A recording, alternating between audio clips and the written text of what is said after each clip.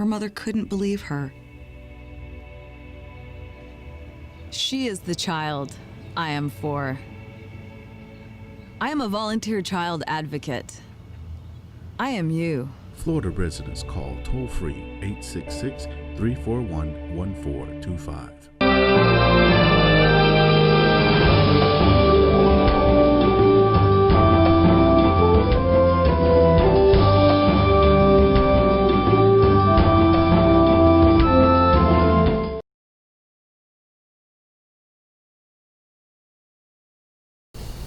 Hello, my name is Leticia Miller. Welcome to the WNHA-TV. Today we have Bob Cortes, a well-known personality in the state of Florida who's running for Florida State Representative.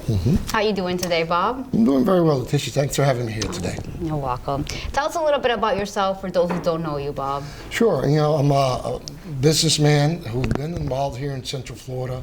I moved my family here since in 1989.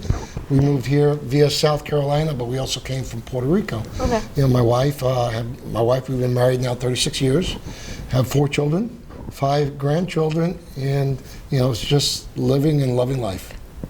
Okay. And you lived in Brooklyn before? I did. I was born in Brooklyn, New York. Okay. And I was there till about 10 years old. Of course, my parents are both from Puerto Rico. My dad's from Ponce, and mom is from Aguadilla. And at that time, they decided to move back to their native Puerto Rico. And of course, we didn't have a choice. We had to go with them. So we grew up in Puerto Rico. What's the difference living in Brooklyn and Puerto Rico? What's the issues? What is the difference that you see? Day and night. Growing up in Brooklyn, we grew up in the Bed-Stuy neighborhood, which was not a good, safe neighborhood back then. Lots of gangs and lots of activities. And we moved from Bed-Stuy all the way to Bayamón, Puerto Rico, and Bayamón, it was like being in paradise. We went out and played in the streets in barefoot and climbed trees and went to the rivers and went to the beach. We just enjoyed what Puerto Rico is and was. So it was totally night and day.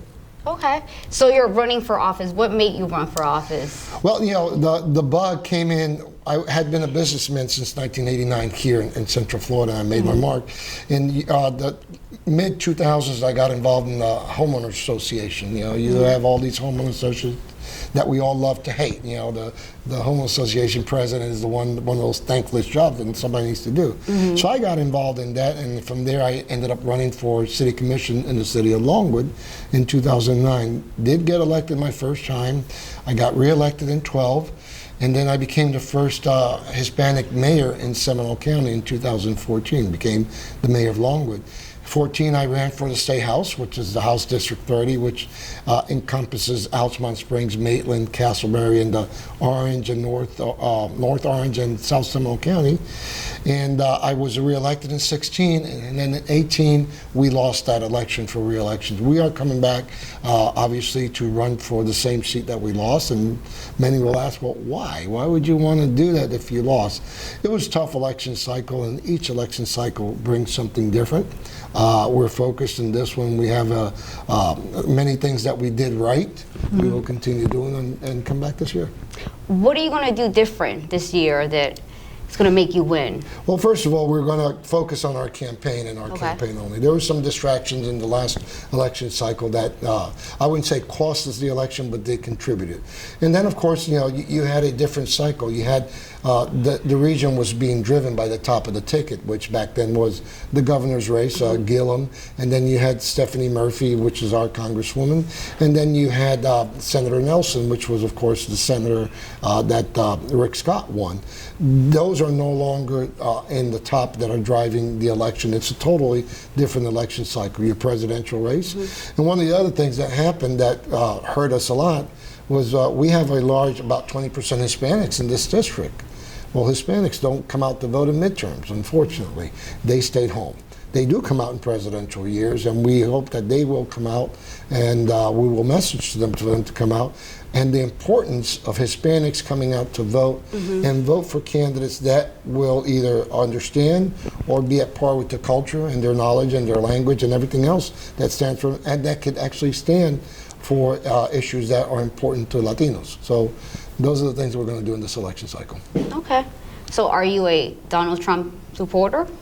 I am I wouldn't say I'm a Donald Trump supporter Okay. per se. You know, he is the president, and at this point, I respect him.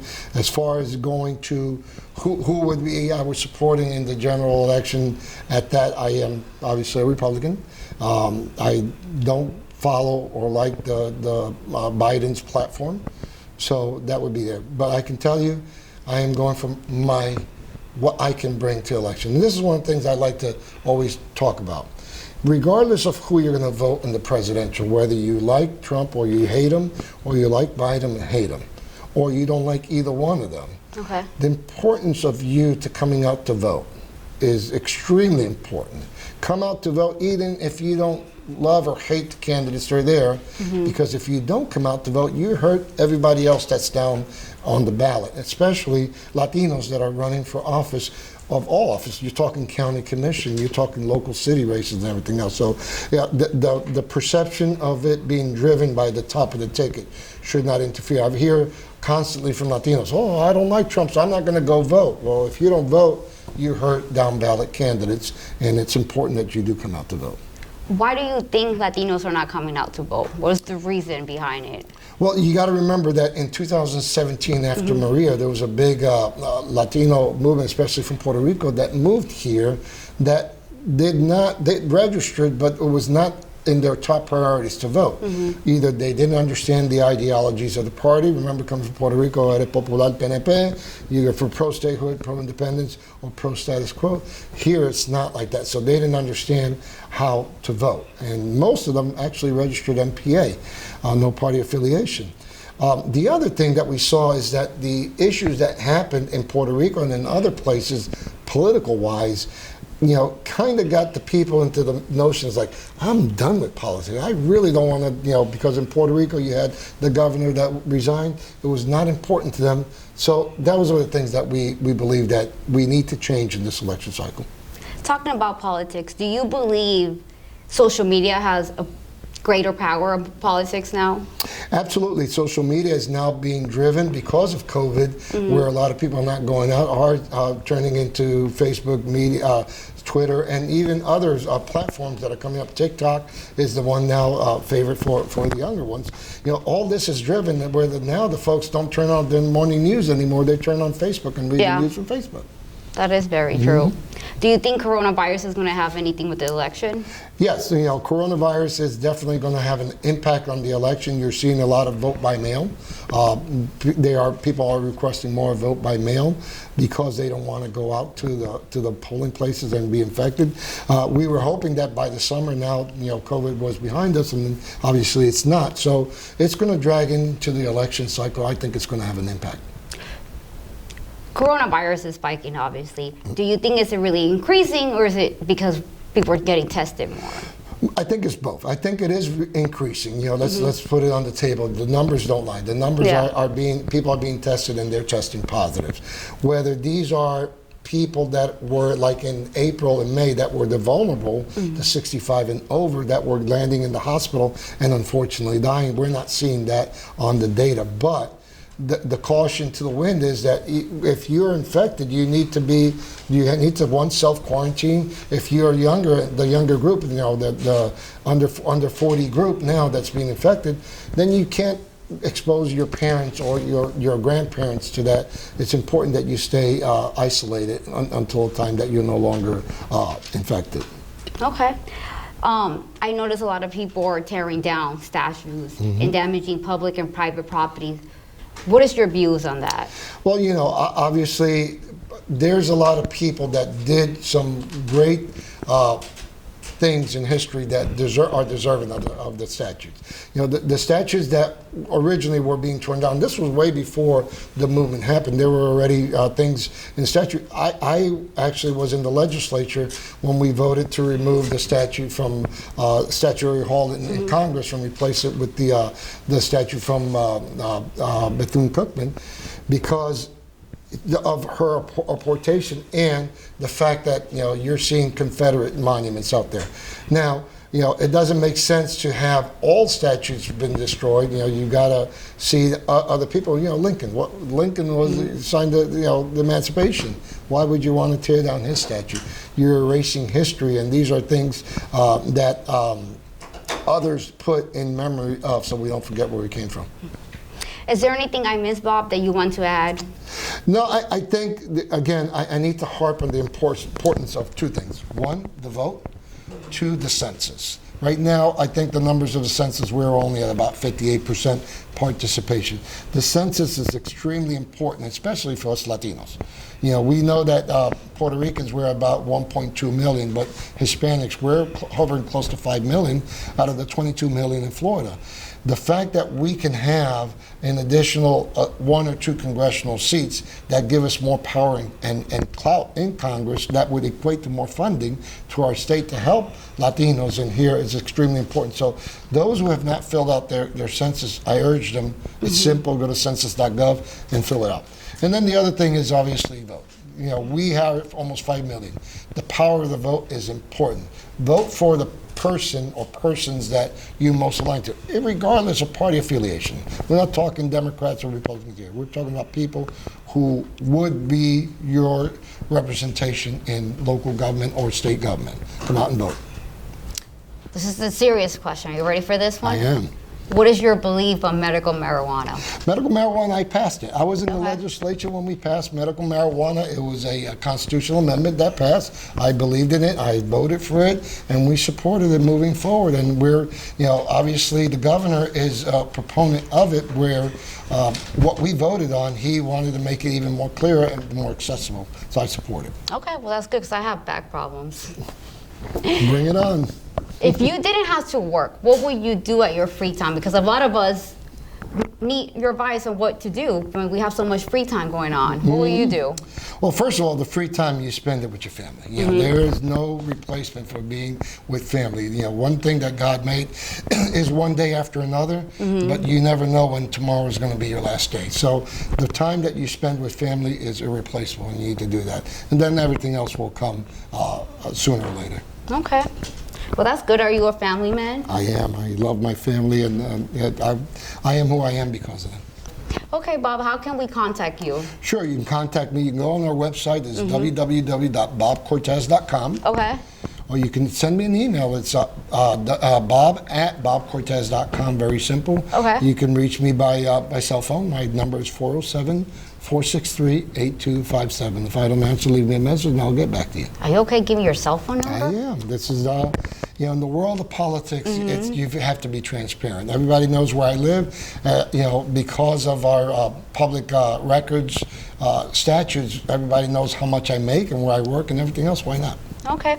Well, Bob, we're running out of time right now. I want to thank you so much for being on the show. Is there anything else you want to add before we leave? No, I just want to thank you for taking the time to do this, and you know, congratulate you on this, and look forward to coming back and talking some more. Okay. Well, thank you for being here and have a great day. Thank you. This is Leticia Miller with WNHA-TV. Single year because she's in foster care, because her father abused her, and her mother couldn't believe her. She is the child I am for. I am a volunteer child advocate. I am you. Florida residents call toll-free 866-341-1425.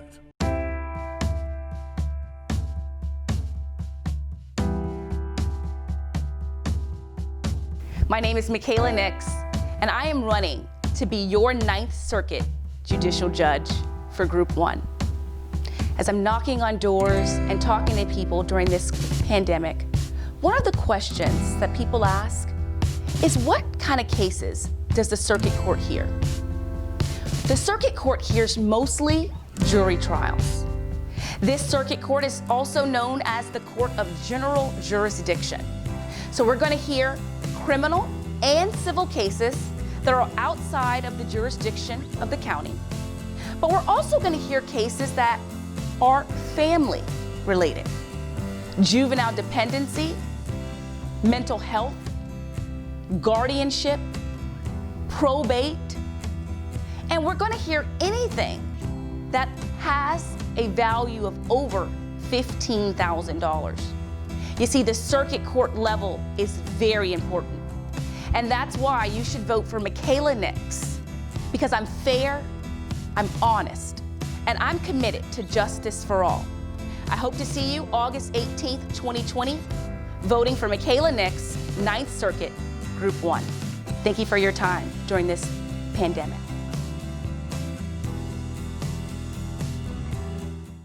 Hi, I'm Danny Ramos, and welcome to Hispanic Speak Out TV, the short version for Facebook. We are doing clips every single day of local news and local commentary that's 6 minutes long, and that complements our TV show, which is a half-hour long, which airs on Spectrum every Tuesday night at 9:30 p.m. And I'm here with Jose Miranda, who's the actual host of Speak Out TV on Spectrum, and we kind of tag team on this. So we're in the middle of a pandemic, and there's all kinds of stuff being affected. So I'm going to tell you a personal experience I had, which is not drastic, but it should be out there for people to know. Okay, my car is coming up for registration on June 30th, so I figured I got a good week, you know, to go and register the car. So a full week before the car is supposed to be registered, before the plate tag expires, I go down to the motor vehicle, the tag office, which is about a mile from here on Sand Lake. So when I go there, I don't see anybody there because it's all by appointment. So I tell the guy I'm here to register. He says, you can't register without an appointment. I said, how do you make an appointment? You got to go to the website. So naturally, I go back to the office and I go on the website, right? And the website says, what office do you want? Every office that I selected, the soonest appointment was 2 weeks out, which is 8 to 10 days after my plate expires.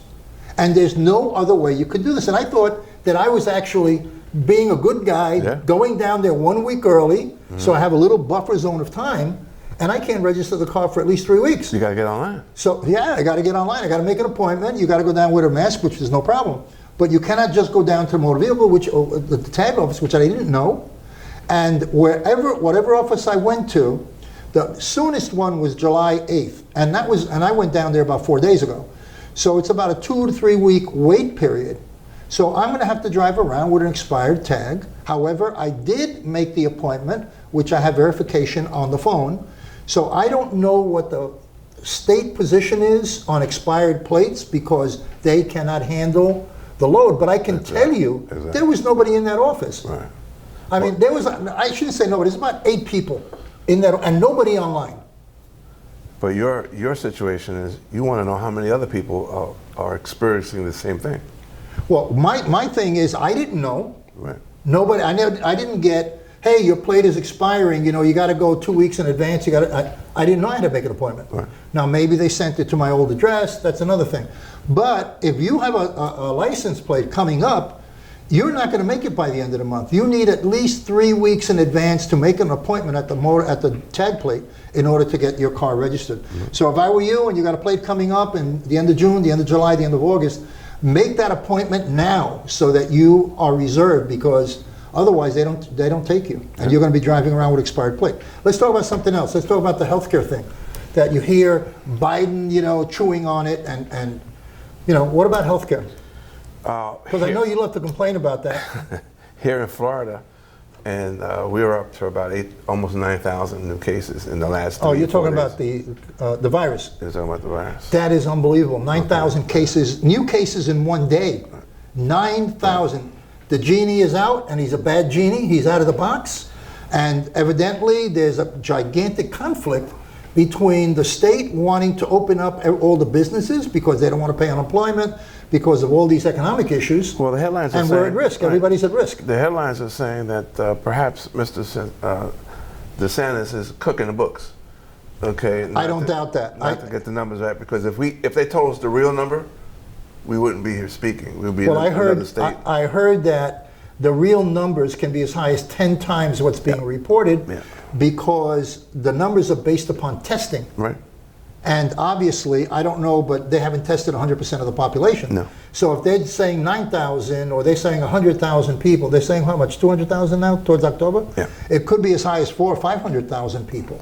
But remember now, a couple of weeks ago, our governor was saying it was Hispanics on a bus and prisoners that were creating the numbers. Yeah. This week it's well, they closed down all the bars, right? Yeah, now they close down. No, the that bars. was today. Today they closed it down. So they closed down all the bars, and now they're backtracking. I don't know how many people still haven't received unemployment. People are still, you have friends that have been waiting for unemployment since the beginning of March. That's right. And they're still waiting. So maybe the government doesn't want to pay out. They want to keep the money and make interest on it. I don't know, but... Well, in the meantime, don't forget to vote. And just don't forget to vote, but don't forget, the people that are really being hurt by this are the poor people. Yeah. People that are going paycheck to paycheck who don't have paychecks. Yeah. I don't know how they're surviving, Jose. No, It's absolutely horrific. Yeah. You know, that, people and families that go paycheck to paycheck, they don't have a paycheck anymore. So how are they surviving? It's unbelievable what's going on. That's true. And the government is kind of doing this tap dance around the news every week. Yeah. And there's no substance. There's no real substance. No. So we got some big problems going on in not only Central Florida, but the country right now. I'm Danny Ramos. Jose Miranda. And we'll be here every single day to give you short commentaries of the day from Hispanic Speak Out. We'll see you tomorrow.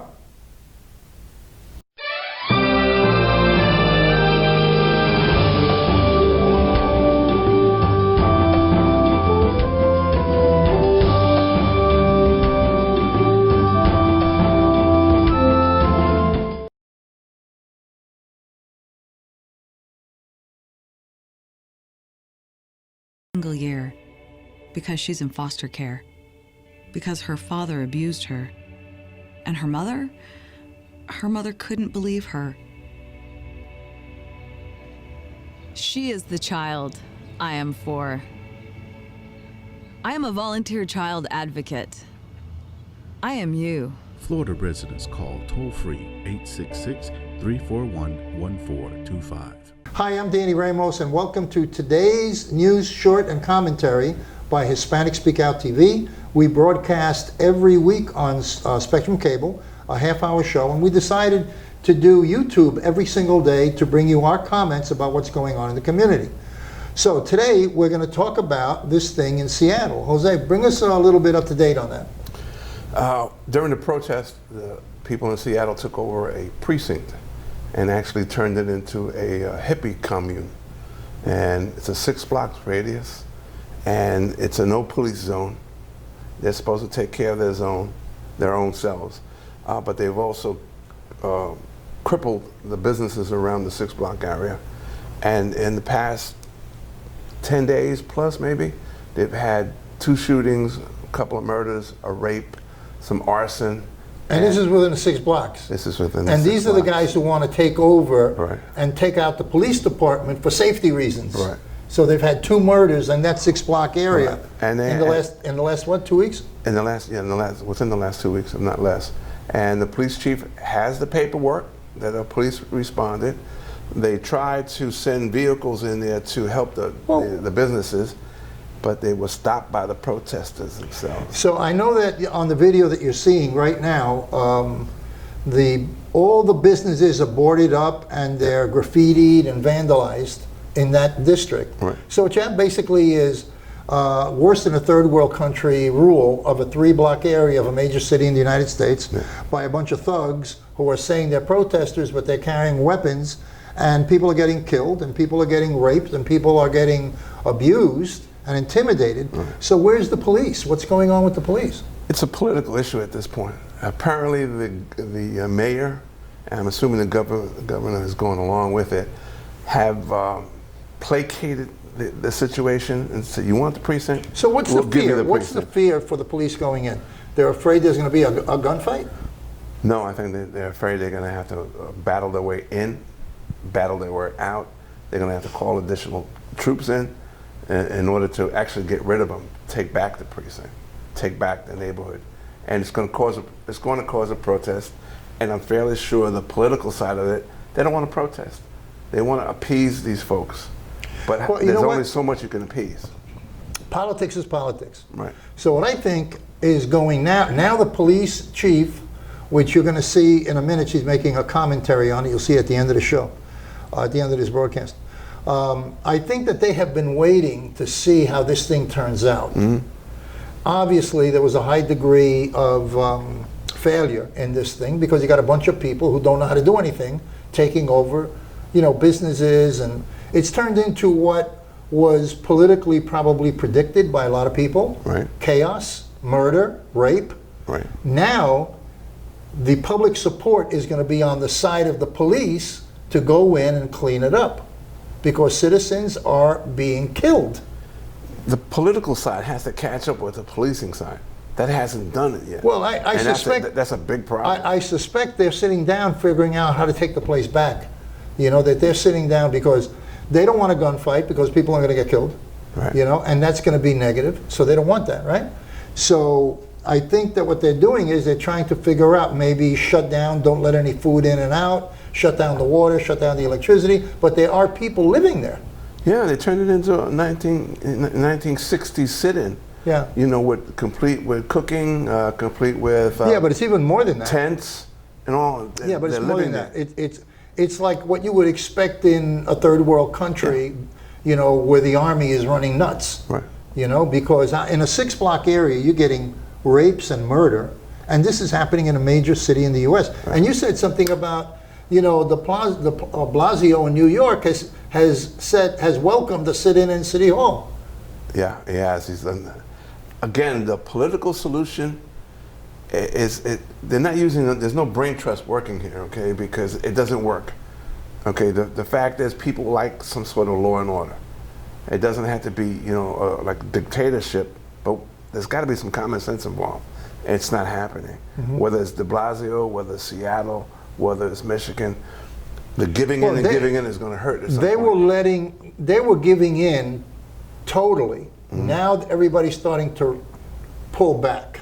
Yeah. Because now they see what happens when you give in. Yeah. When you give in, you have violence, you have burning of buildings, public and private buildings, you have assaults, you have murder, and you have rapes of women going on in the district. It's only 6 blocks long. Yeah. So when are the police and the authorities going to protect the people of Seattle? But you can be sure that this is an example not to let this happen anywhere else in the country. Right. So what they've done is the actual reverse, because there are going to be hardliners coming out and saying, we're not going to tolerate this. Right. You know? Let's do a little clip with the, we're going to close with the Chief of Police of Seattle making her comment, which is only about 15 seconds long. We'll see you tomorrow.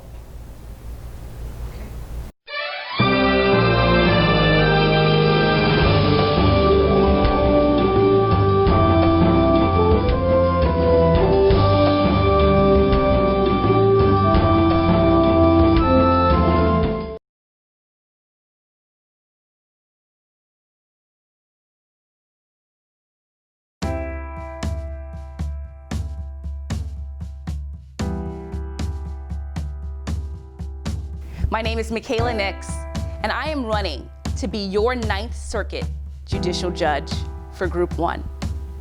As I'm knocking on doors and talking to people during this pandemic, one of the questions that people ask is, what kind of cases does the Circuit Court hear?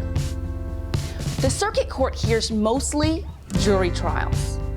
This Circuit Court is also known as the Court of General Jurisdiction.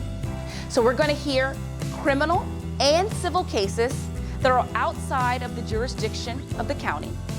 But we're also going to hear cases that are family related. Juvenile dependency, mental health, guardianship, probate, and we're going to hear anything that has a value of over $15,000. You see, the circuit court level is very important. And that's why you should vote for Michaela Nix, because I'm fair, I'm honest, and I'm committed to justice for all. I hope to see you August 18th, 2020, voting for Michaela Nix, 9th Circuit, Group 1. Thank you for your time during this pandemic.